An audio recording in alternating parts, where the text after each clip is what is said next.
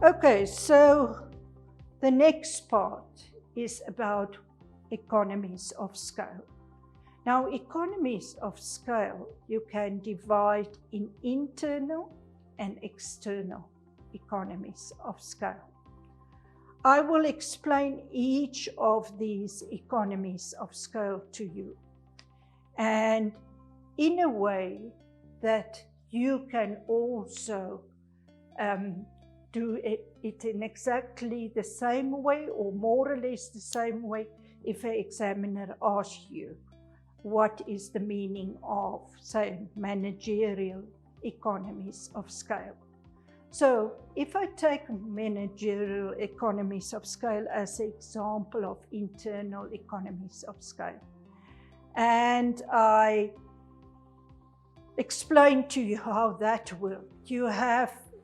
If you have your own business, you only have, say, for example, one manager. This manager is manage the labor, all the workers, they manage this purchasing of all the stock or raw materials that you need. They manage the financial side of the business, so they do the bookkeeping, they are involved in the marketing, all of that. So that can be the one situation. And now you merge with another business where it is more or less the same. Or there may be perhaps two managers, one financial manager and one general manager. If you merge together, you are now three managers. Now, what is the benefit of that? One can be responsible for the finances, one can be responsible for the marketing, and one can be responsible for all the labor issues. So in a case like that, you become very efficient, your output increase, you produce your job much better because you only concentrate on one part, and that's the finances. You don't concentrate on every part in the business. And that is how your output increase much faster than your cost increase. There is also other ways where you can explain managerial economies of scale. That if two businesses come together and both had, say, a financial manager and both had a marketing manager and so forth. If you come together, you don't need two marketing managers. Now, in a case like that, you can work with one, and then you have people that assist you in your marketing department. The same for the finance manager. If there are more than one, you don't need two finance managers for one business. So you can have only one, and you can have the people that assist you as a financial manager. In this case, you cut cost on salaries, and that's actually very expensive salaries because managers get much more pay than the assistant or the people that assist you. So you can rather employ more of them. So you can see in the case of managerial costs, I've talked about how the costs increase if the business grows larger, and how their output can increase because they specialize in one task and can produce much more. So in this explanation of managerial economies of scale, I explain to you how the output increase, and I can explain to you how the cost decrease. For each of these economies of scale, you must explain it from both sides, the output and the cost, because that is what economies of scale is about. Please let it that you understand this. Students struggle in exams to explain this properly. Now, and there is also another form of internal economies of scale, and that's financial economies of scale. Now, you remember that we have talked about in the previous lessons, we have talked about borrowings and loans and interest rate. Now, if your business grows in size, you have a lot more assets. You have lots of branches, you have lots of buildings, all these, lots of vehicles that can be used as security when you go to the bank or financial institutions to borrow money. So when businesses merge and grow larger, they can offer much more security when they apply for a loan. That means, like I've said already, that your loan that you can get is much bigger, and that also means that you can get it at a lower interest rate. So I hope you hear what I'm telling you, because if the interest rate is lower, your average cost is lower, because you can offer so much security. If you can borrow more money, bigger loans, then you can also increase your output, because you can, for example, employ better equipment and use better technology, because you have more money available to buy. Okay, then there is also purchasing economies of scale. Now, this can be called also bulk buying economies of scale. Now, how you explain this is that you say that if businesses are bigger, they can buy in bulk. And if they buy in bulk, that means not only 5 boxes of Kellogg's for your corner shop, but you buy a truck full of Kellogg's cereals. And then you can get this Kellogg's cereals at a discount price. And that is where you bring down your cost. So for bulk buying, you get discount, and you can buy the products at a cheaper price now. And this brings down your average cost and will contribute to your business being more profitable. Just because you have more, your business is larger, and you can buy now in bulk. So that's not such a difficult economies of scale to explain. Then you get marketing economies of scale. I want you to listen carefully to this one. So if businesses merge together, I've already said you only need then one marketing manager. But secondly, what is very important, say for example a business like Woermann and Brock only had one branch and they must print pamphlets.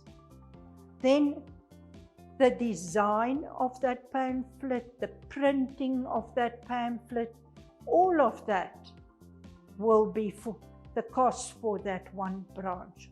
But now Woermann and Brock have a lot of branches. The business have grown large, and there is, say for example, 52 branches. So now they still do exactly the same. They design a pamphlet where they have all their products on, which they will put on sale. But this designing cost is not only the cost of one branch. It is this cost is divided between all 52 branches. So what is important about this? It is important that you come to the conclusion that the advertising costs per unit of products that you sell now in Woermann and Brock is much lower per unit than it was when you only had one branch. So that can be for any business the same story. If you produce more products, your advertising is divided between that products, and the advertising costs per unit decrease. And that is normally only, you are only able to achieve that if your business grow in size. that you can bring down the advertising cost per unit because you produce much more goods or services. Then the last one is technology economies of scale. Here you can use technology like a big stove that bakes bread. Now, for example, if you have 3 stoves in your bakery, this big vertical stoves, then if you only had one, you use it to its full potential. Now you merge with another bakery, you have now 2 of them. Then you have more stoves to use.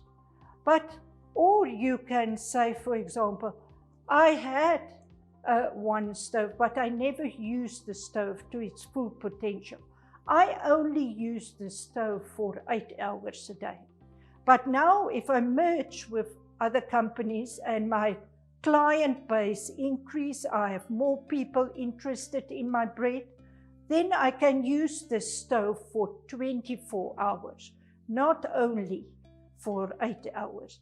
And that means I use the stove to its full potential. And that brings down the cost of the stove per bread that I produce. So the cost per unit that I produce decrease for this stove. You can also talk about trucks. If you only have your own business and you transport it with a truck, you can see that, say for example, the truck is not loaded to its full capacity. So in a case like that, you actually waste money. But now if you expand your business and you merge with other businesses, you can fill up that truck to its full potential. And then the cost of that truck is more or less the same. But the cost per unit that you produce is much less. And remember, average cost is the cost per unit.